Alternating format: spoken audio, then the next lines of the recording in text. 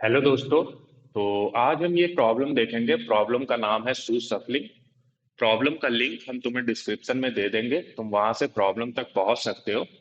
और जैसा कि मेरी गारंटी रहती है तुमसे कि अगर तुम एंड तक इस वीडियो को देखोगे तो इस प्रॉब्लम के पीछे छुपे हुए कंसेप्ट को तुम सीख लोगे।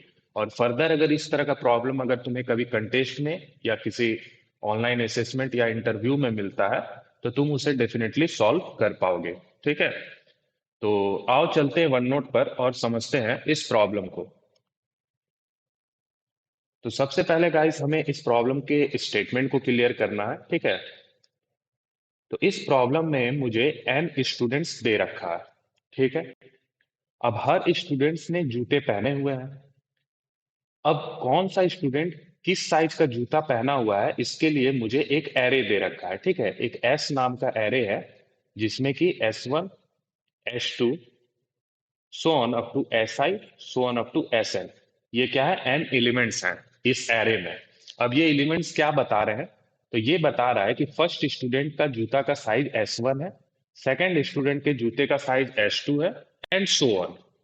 ठीक है, तो मुझे ये दे रखा है।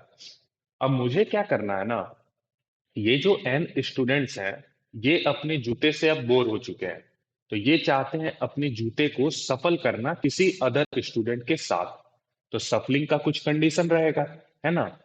तो वो कंडीशन क्या है, वो देखने से पहले हम एक और पॉइंट समझेंगे कि ये जो मेरा जो जूता का साइज दिया हुआ है ये नॉन डिक्रीजिंग ऑर्डर में दे रखा है। ठीक है, नॉन डिक्रीजिंग ऑर्डर में ये जूता का साइज दिया हुआ है। इसका मतलब ये है कि अगर यहाँ SI-1 है, ठीक है, तो हमेशा ये फुलफिल होगा कि SI greater than equal to होगा SI-1 से।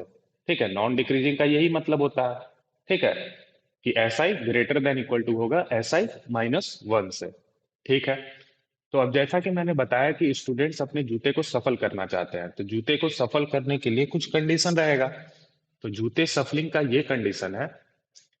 ठीक है, दो कंडीशन हमें दे रखा है। सबसे पहला कंडीशन कहता है कि कोई भी स्टूडेंट खुद के साथ जूते का सफलिंग नहीं कर सकता। मतलब ऐसा नहीं है कि वो खुद ही के साथ जूता सफल कर ले। तो वो जूते का सफल किसके साथ करेगा, किसी अदर स्टूडेंट के साथ। ये सबसे पहला पॉइंट है, सबसे पहला कंडीशन है। ठीक है, सेकंड कंडीशन क्या है, देखो यहाँ मान लो ये एक स्टूडेंट है जिसका नाम है ए, और ये बी स्टूडेंट है। ठीक है, ए और बी दो स्टूडेंट्स हैं। अब ए स्टूडेंट का जूते का साइज ऐसे है और बी स्टूडेंट के जूते का साइज एस बी है। अब ये ए स्टूडेंट अपने जूते को सफल करना चाहता है बी स्टूडेंट के साथ। तो सेकंड कंडीशन ये कहता है कि ए स्टूडेंट तभी सफल कर पाएगा अपने जूते को बी स्टूडेंट के साथ जब S B greater than equal to हो ऐसे के। ठीक है, ये कंडीशन है। अब ये ऑब्वियस भी है। तुम अगर मान लो तुम्हें 9 साइज का अगर जूता होता है तो तुम किस जूते को एडजस्ट कर पाओगे, तो 9 से जो ग्रेटर देन इक्वल टू वाला जूता है वही एडजस्ट कर पाओगे, यानी 9 10 11 सो ऑन अप टू, वो तुम्हारे पैर में आ जाएगा।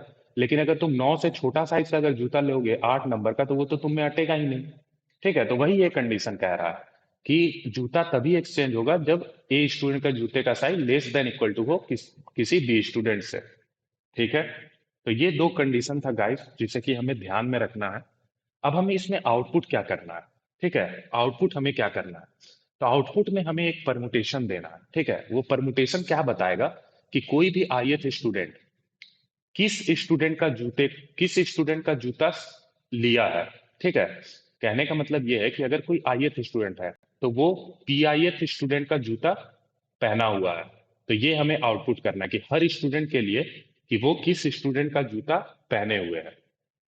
कहने का मतलब ये है कि किस स्टूडेंट के जूते के साथ उसने सफल किया। ठीक है, तो ये मुझे आउटपुट में देना है। यानी आउटपुट हमारा क्या रहेगा, आउटपुट हमारा एक परमुटेशन रहने वाला है।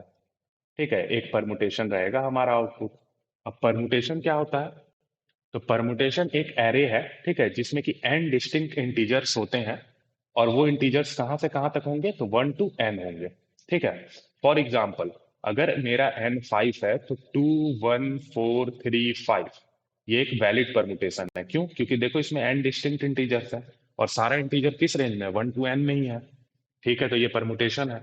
लेकिन 1 to 2 ये परमुटेशन नहीं है क्योंकि यहाँ पे डिस्टिंक्ट इंटीजर्स ही नहीं है। तो ये गाइस होता है परमुटेशन का मीनिंग। ठीक है, तो अब मुझे उम्मीद है कि तुम्हें प्रॉब्लम का स्टेटमेंट क्लियर हो गया होगा। अब देखो, अब एक और पॉइंट ध्यान में रखना है कि अगर मेरा ये परमुटेशन जो मुझे आउटपुट करना है अगर वो एग्जिस्ट करता है तो मैं परमुटेशन को दे दूंगा, प्रिंट कर दूंगा।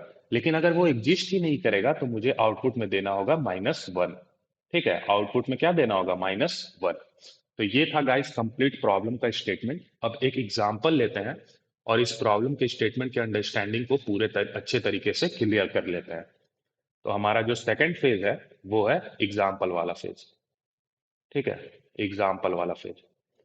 तो ये कोड फोर्सेस का ही एग्जाम्पल है जो मैं यहाँ लिख रहा हूँ। ठीक है, N5 है और मेरे पास जो 5 स्टूडेंट हैं उनके जूते का साइज 1 है, यानी सारे स्टूडेंट का जूते का साइज 1 है। ठीक है, तो ये मेरा क्या है? ये मेरा एस एरे है जो कि साइज डिनोट कर रहा है जूते का, और यहाँ मैं स्टूडेंट का नंबर लिखता हूँ। ठीक है, ऊपर में ये first student, second, third, fourth, fifth. ठीक है, अब जरा देखो, अब हर स्टूडेंट को क्या करना है? जूता सफल करना है किसी अदर स्टूडेंट के साथ। तो देखो ये फर्स्ट स्टूडेंट को देखो, इसका जूता का साइज है 1। तो ये कंडीशन क्या कहता है? हमारा दो कंडीशन क्या है? पहला तो ये कि खुद के साथ ये जूते का सफलिंग नहीं कर सकता है, यानी किसी अदर स्टूडेंट को पकड़ेगा। ठीक है, और दूसरा कंडीशन कहता है कि ये वन फर्स्ट स्टूडेंट उसी के साथ जूते का सफलिंग करेगा जिसका size greater than equal to 1 हो, क्योंकि इसका जूता का साइज 1 है तो ये अपने से बड़ा या बराबर वाले किसी स्टूडेंट के जूते के साथ एक्सचेंज करेगा। ठीक है, तो देखो यहाँ पे जो परमुटेशन मेरा बनेगा तो ये फर्स्ट स्टूडेंट क्या करेगा ना, फिफ्थ स्टूडेंट के साथ जूता सफल कर लेगा, तो यहाँ 5 आ जाएगा। अब ये सेकंड स्टूडेंट के लिए देखो, तो सेकंड स्टूडेंट के पास कौन कौन सा ऑप्शन है? सेकंड स्टूडेंट का जूता का साइज है 1, तो इसके पास ऑप्शन में कौन कौन सा है? तो इसके पास जूते एक्सचेंज करने के लिए कौन कौन स्टूडेंट है? सबसे पहला फर्स्ट स्टूडेंट है क्योंकि उसका जूता का size greater than equal to 1 है। ठीक है, और थर्ड स्टूडेंट है और फोर्थ स्टूडेंट है। फिफ्थ स्टूडेंट नहीं है क्योंकि फिफ्थ स्टूडेंट को ऑलरेडी फर्स्ट स्टूडेंट ने उसके जूते को ले लिया है। तो हमें परमुटेशन देना है तो याद रखना है चीजों को रिपीट नहीं करना है, यानी अगर एक स्टूडेंट का जूता कोई ले चुका है तो अब कोई दूसरा स्टूडेंट उस जूते को नहीं पहनेगा। ठीक है, तो यानी कि सेकंड स्टूडेंट के पास 1, 3, 4 ये तीन ऑप्शन है, तो ये क्या किया? वन वन वाले स्टूडेंट का ले लिया जूता। ठीक है, अगेन देखो थर्ड वाले के पास ऑप्शन में कौन कौन सा है? ऑप्शन में 2, 4, यही दो ऑप्शन में है। अब देखो 1 और 5 क्यों नहीं है ऑप्शन में? क्योंकि 1 और 5 ऑलरेडी यहाँ ले लिया गया है, किसी अदर स्टूडेंट ने जूते को ले लिया है। और 3 क्यों नहीं है कंडीशन में? 3 क्यों नहीं है मेरे ये एक, जैसे यहाँ पे हमने देखा ना 2, 4 चॉइस है इसके पास थर्ड स्टूडेंट के पास, लेकिन 3 नहीं है। क्यों 3 नहीं है? क्योंकि 3 ये खुद ही है। तो पहला कंडीशन यही बोलता है कि खुद के साथ सफलिंग नहीं करेगा, तो यानी कि इसके पास ऑप्शन में कौन है? 2, 4। तो लेट सपोज करो सेकंड वाले स्टूडेंट का जूता ये ले लिया। फोर्थ वाले के पास ऑप्शन में कौन कौन है? फोर्थ वाले के पास ऑप्शन में है 3, बस केवल 3 है, तो ये क्या करेगा? थर्ड वाले स्टूडेंट का जूता ले लेगा। और फिफ्थ स्टूडेंट के पास ऑप्शन में क्या है? तो केवल 4 है, तो फोर्थ वाले स्टूडेंट का जूता ये ले लेगा। तो तुम देखो यहाँ पे एक वैलिड परमुटेशन मुझे मिल गया है, तो मैं इसे आउटपुट कर दूंगा और यही हमारे इस इनपुट के लिए आउटपुट हो जाएगा। ठीक है, अब गाइस तुम देख सकते हो कि यहाँ मुझे आउटपुट में परमुटेशन देना है। तो ये परमुटेशन निकालने का मल्टीपल वे हो सकता है, यानी कि कोई जरूरी नहीं है कि केवल यही परमुटेशन इस प्रॉब्लम के लिए आंसर है। तो यहाँ मल्टीपल आंसर एग्जिस्ट करेगा, अब तुम्हें कोई भी एक प्रिंट कर देना है जो कि वैलिड हो। ठीक है, तो आई होप कि तुम्हें प्रॉब्लम का स्टेटमेंट पूरे अच्छे तरीके से क्लियर हो गया होगा। तो अब हम मूव करते हैं अपने लॉजिक वाले पार्ट पे।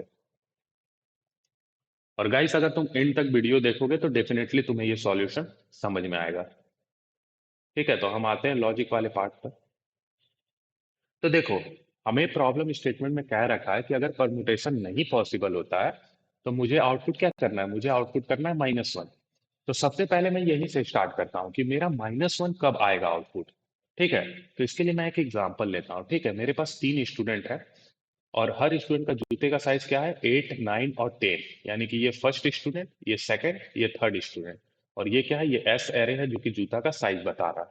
ठीक है, अब देखना जरा, अब फर्स्ट स्टूडेंट जूते को सफल करना चाहता है तो इसका जूता का साइज क्या है? 8 है, तो ये वैसे स्टूडेंट को पकड़ेगा जिसका जूता का size greater than equal to 8 हो। तो इसके लिए कौन कौन से चॉइसेस में रहेगा फर्स्ट स्टूडेंट का? 2 और 3, ये दोनों ही इसके लिए वैलिड है, तो ये किसी एक का जूता ले लेगा। ठीक है, तो मुझे आउटपुट में एक परमुटेशन देना है। तो ये फर्स्ट स्टूडेंट लेट सपोज करो सेकंड स्टूडेंट का जूता ले लिया। ठीक है, अब देखो, अब मुझे आउटपुट क्या देना है? परमुटेशन देना है। तो परमुटेशन में क्या रहेगा कि N3 है, तो 1, 2, 3 हर एक इंटीजर परमुटेशन में आएगा।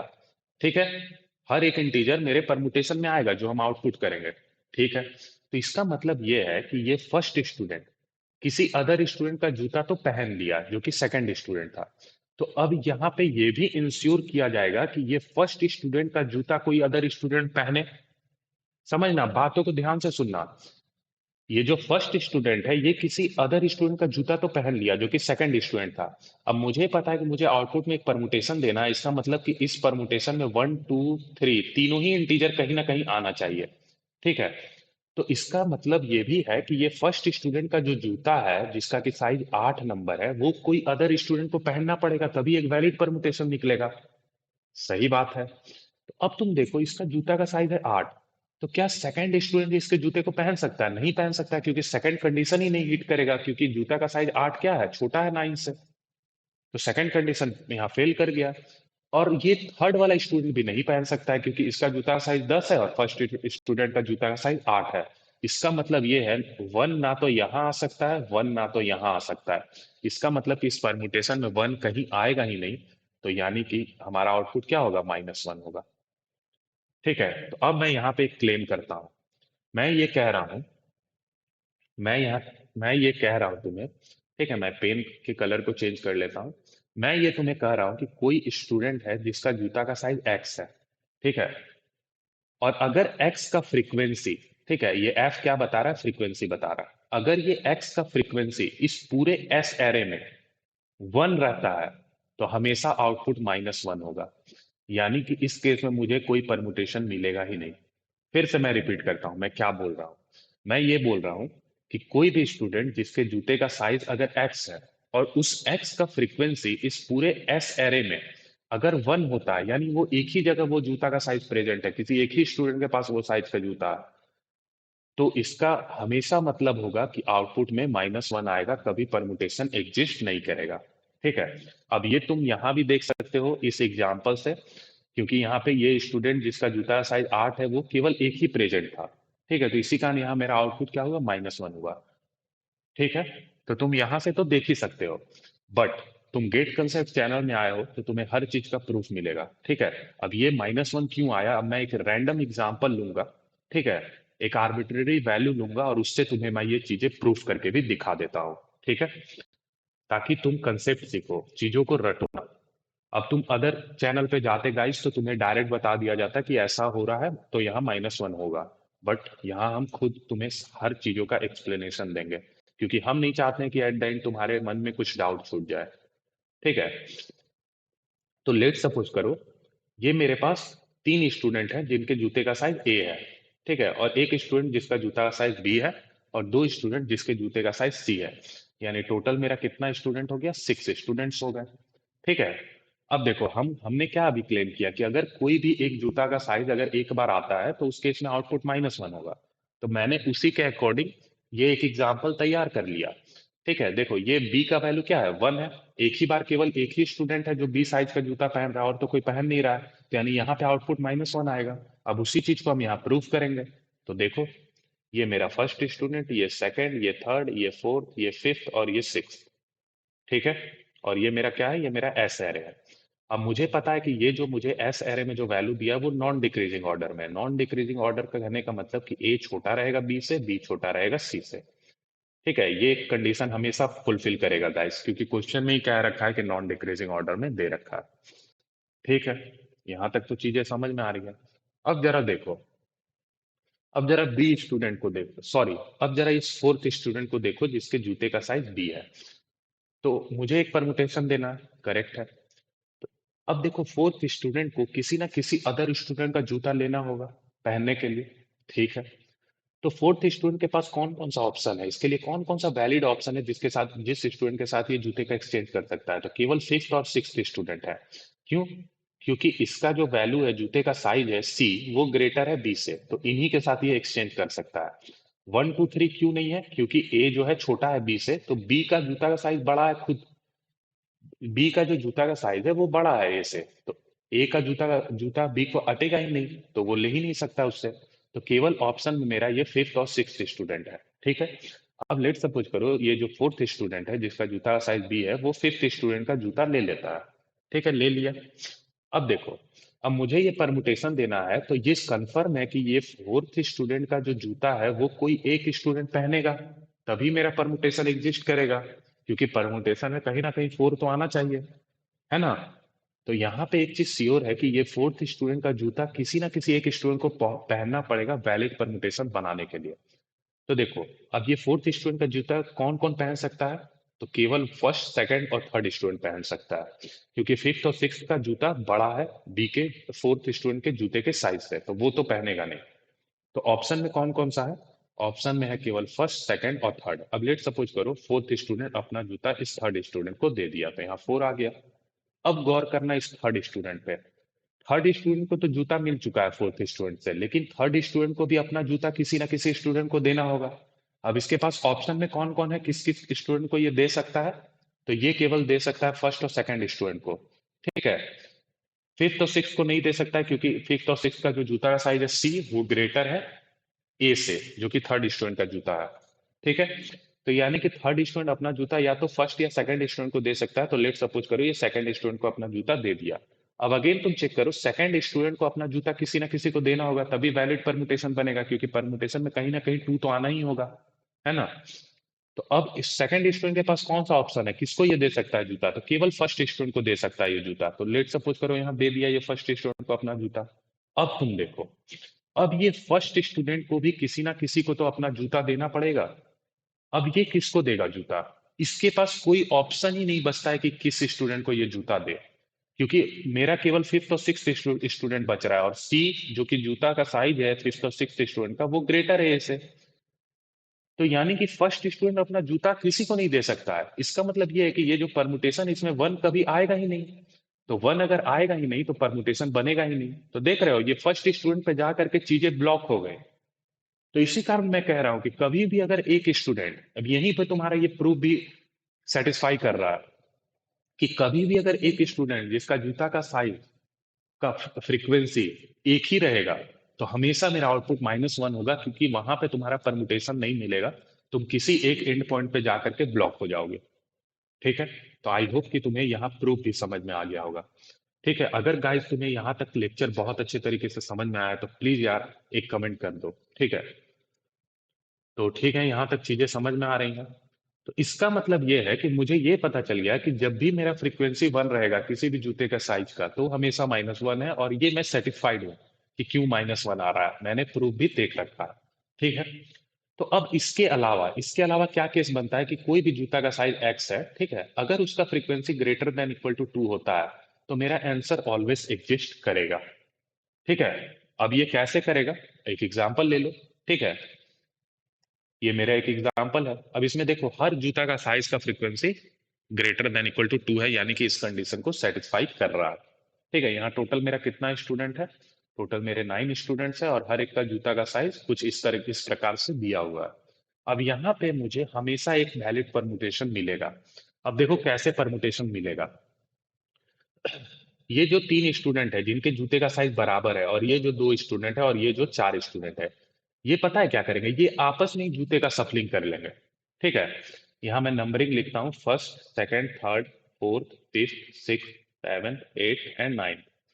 तो देखो मैं ये बोल रहा हूँ कि जिनके जिनके जूते का साइज बराबर है वो आपस में ही अब जूते का सफलिंग कर लेंगे। तो एक उठा करके यहाँ ले आते हैं हम नीचे और देख लेते हैं, ठीक है। तो 1 2 3, फर्स्ट सेकंड और थर्ड स्टूडेंट सारे का जूते का साइज बराबर है। अब देखो कैसे ये आपस में ही सफलिंग कर लेंगे। फर्स्ट स्टूडेंट सेकंड स्टूडेंट का जूता पहन लेगा, सेकंड स्टूडेंट थर्ड स्टूडेंट का जूता पहन लेगा, और थर्ड स्टूडेंट इस फर्स्ट वाले स्टूडेंट का जूता पहन लेगा। तो देख रहे हो 1 2 3 ये आपस में ही सफल हो गया, ठीक है, 2 3 1 में। और ये देखो ये जो 2 3 1 जो आया है, ये दोनों कंडीशन को मेट कर रहा है। क्या पहला कंडीशन क्या है कि हर स्टूडेंट किसी दूसरे स्टूडेंट के साथ जूते का सफलिंग करे, तो देखो हर स्टूडेंट किसी दूसरे के साथ सफल कर रहा है, ठीक है। और दूसरा कंडीशन ये है कि जूते का साइज हमेशा ग्रेटर देन इक्वल टू हो उसी स्टूडेंट के साथ वो सफल करे, तो देखो ये भी मेट कर रहा है। समझ रहे हो? अब अगेन 4 5 को उठा करके ले आओ नीचे, और फिर देखो 4 5 जिसमें बी बी है, तो मेरा क्या बन जाएगा, फोर्थ स्टूडेंट फिफ्थ स्टूडेंट का जूता पहन लेगा, और फिफ्थ फोर्थ का पहन लेगा, खत्म, है ना। तो ये भी मुझे यहाँ पे मिल गया। अब और कौन सा है, 6 7 8 9। ये स्टूडेंट्स हैं जिनका जूता का साइज सी है। अब देखो 6 वाला क्या करेगा, 7 का पहन लेगा, 7 वाला 8 का पहन लेगा, मतलब अपने आगे वाले का पहन रहा है। 8 क्या करेगा, 9 वाले का पहन लेगा, और फिर जो लास्ट वैल्यू है वो फर्स्ट वाले का पहन लेगा, यानी कि 6 का। तो ये देखो ये भी वैलिड है।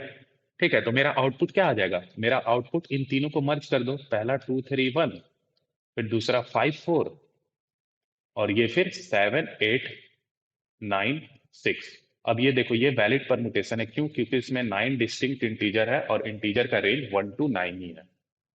समझ रहे हो, तो हमेशा मेरा आउटपुट एग्जिस्ट करेगा। तो अब देखो, अब हम इसे इंप्लीमेंट कैसे करेंगे। ठीक है, इसे इंप्लीमेंट कैसे करेंगे हम जल्दी से देख लेते हैं। तो ये मेरा इनपुट था। ठीक है, मैं क्या करूंगा, मैं यहां से चलूंगा। ठीक है, मैं यहां से चलूंगा और अपने आगे वाले को चेक करता रहूंगा। ठीक है, कि क्या ये वाला वैल्यू और ये वाला वैल्यू बराबर है। अगर बराबर है, ठीक है, अगर बराबर रहता है तो मैं इसके परमुटेशन पे, यानी कि इस स्टूडेंट का मुझे परमुटेशन देना है, तो यानी कि ये स्टूडेंट किसके साथ जूता का सफलिंग करेगा, सेकंड स्टूडेंट के साथ। यहाँ मैं 2 लिख दूंगा। फिर मैं यहाँ आऊंगा, कंपेयर करूंगा क्या ये दोनों बराबर है। अगर बराबर है तो ये सेकंड वाला स्टूडेंट थर्ड स्टूडेंट का जूता ले लेगा, ले लिया। फिर मैं चेक करूंगा क्या ये दोनों बराबर है, नहीं है बराबर। तो जब नहीं होगा बराबर, तो जहां से हम स्टार्ट किए होंगे, यानी कि फर्स्ट स्टूडेंट से हम स्टार्ट किए हैं, तो एट द एंड यहाँ पर फर्स्ट स्टूडेंट को डाल देंगे। ठीक है, और इसी तरह से हम जो है पूरा का पूरा कोड कर देंगे। ठीक है, अभी मैं जब इम्प्लीमेंट करूंगा तो तुम्हें चीजें क्लियर कट समझ में आ जाएंगी। ठीक है, तो गाइस यही था कंप्लीट सॉल्यूशन। अब हम मूव करेंगे अपने इम्प्लीमेंटेशन वाले पार्ट पर।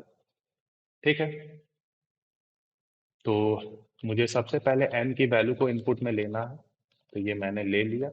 ठीक है, और मुझे इस जूते के साइज को स्टोर करना है। ठीक है, जूते के साइज को मुझे स्टोर करना है। ठीक है, तो मैं क्या करूंगा, मैं एक फॉर लूप लगाऊंगा, ऑटो एड्रेस ऑफ आई, और ये एस। ठीक है, और इसे मैं सीन कर लूंगा।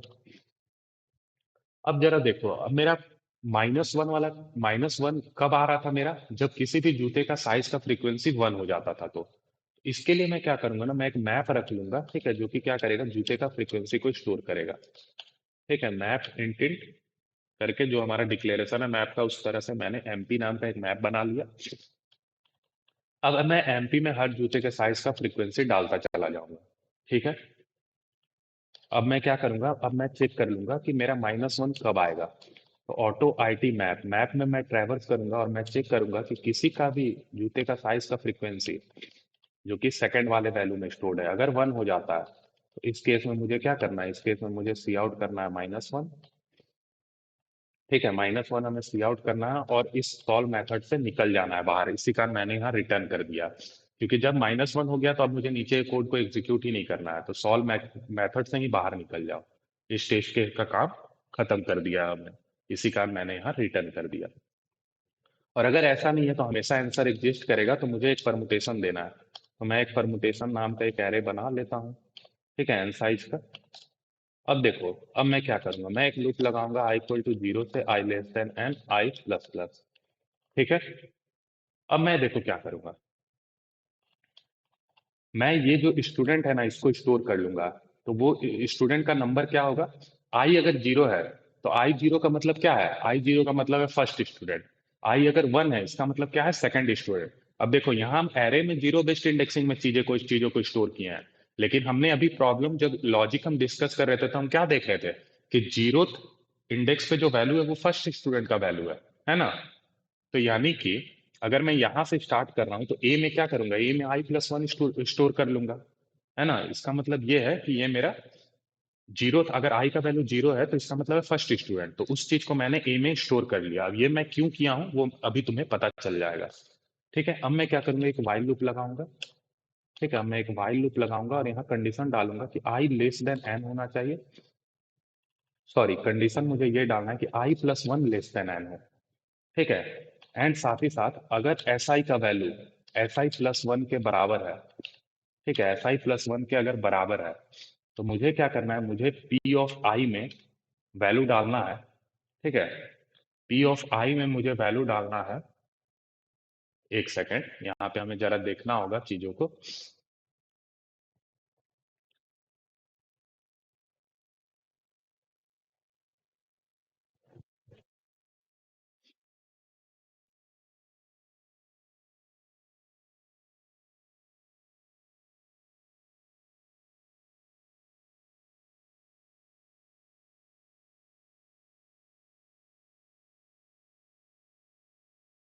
पी ऑफ आई में गाइस हमें वैल्यू डालना है i+2, ठीक है, और आई को इंक्रीमेंट कर देना है।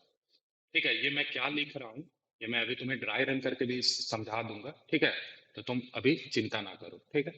तो पी ऑफ आई में हमने i+2 डाल दिया, आई को मैंने इंक्रीमेंट कर दिया, ठीक है। यहाँ तक तो चीजें समझ में आ रही हैं, है ना। यहाँ तक चीजें समझ में आ रही हैं।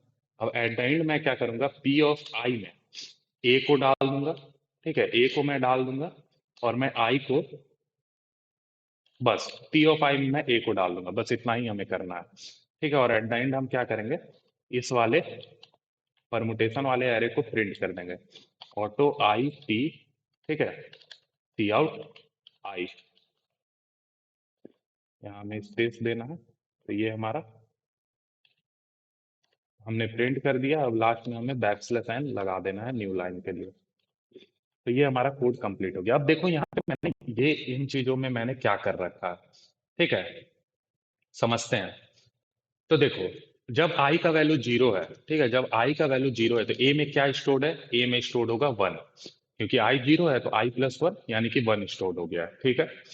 अब i का वैल्यू जीरो है तो यहाँ चेक होगा कि क्या वन लेस देन है n के। तो तुम ये वाला गाइस एग्जांपल को देखना, ठीक है, जो अभी हमने डिस्कस किया है। हमने जो अभी एग्जांपल में जो डिस्कस किया उसी के हिसाब से हमें यहाँ ड्राई रन भी देखना है, ठीक है। यही एग्जांपल था। अब यहाँ पे n का वैल्यू क्या था, तो यहाँ हमें पता है कि n का वैल्यू 9 था। तो देखो यहाँ पे क्या वन लेस देन है 9 के, तो हाँ ट्रू है, ठीक है, ट्रू है। अब देखो यहाँ क्या चेक हो रहा है, यहाँ चेक हो रहा है कि क्या एस ऑफ जीरो, क्योंकि आई का वैल्यू जीरो है, एस ऑफ जीरो क्या एस ऑफ वन के बराबर है। तो देखो क्या ये जीरोथ वाला वैल्यू वन के बराबर है, तो हाँ दोनों बराबर है। तो जब दोनों बराबर रहता था तो हम क्या करते थे, देखो यहाँ वन नोट पे, ठीक है, वन नोट पे देख लो।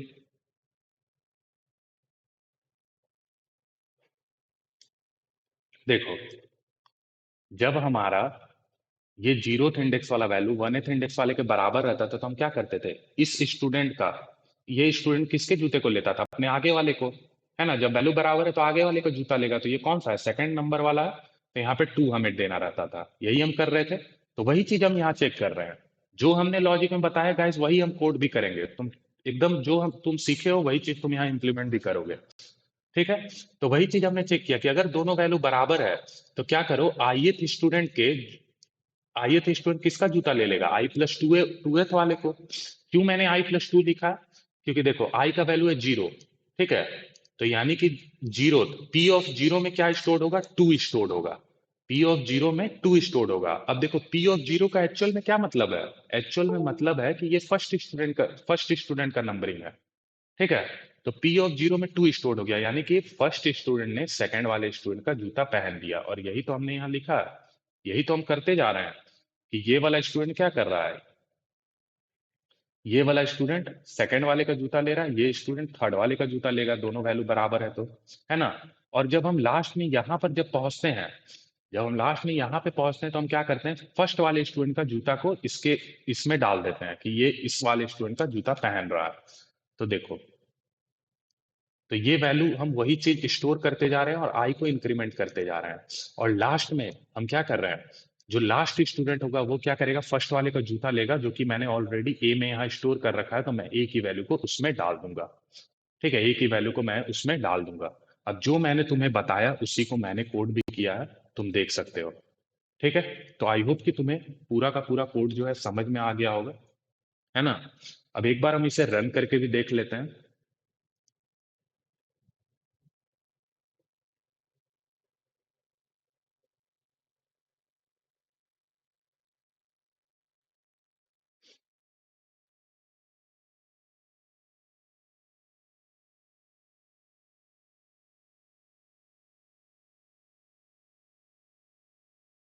तो तुम देख सकते हो गाइस हमारा टेस्ट केस क्या है, फेल कर गया। बट ये फेल नहीं किया एक्चुअल में, जैसा कि मैंने बताया था कि मेरा मल्टीपल परमुटेशन एग्जिस्ट कर सकता है, तो कोई सा भी एक देना है जो कि वैलिड हो। तो देखो ये एक वैलिड परमुटेशन मैंने यहाँ आउटपुट में दे रखा है, ठीक है। तो यानी कि ये आंसर हमारा सही है। तो एक बार हम इसे सबमिट करके देख लेते हैं।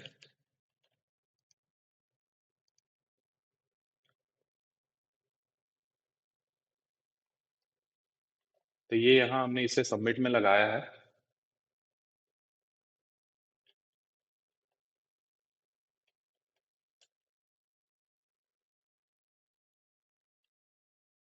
और ये देख सकते हो गाइस, ये प्रॉब्लम एक्सेप्ट हो गया। ठीक है। तो गाइस, जनरली गाइस कोर्सेज का कोई भी सॉल्यूशन कोई इतने अच्छे से नहीं बताएगा तुम्हें, जितने अच्छे से हम तुम्हें समझा रहे हैं। तो प्लीज यार चैनल को सब्सक्राइब करो, सपोर्ट करो भैया को। ठीक है। So thank you guys.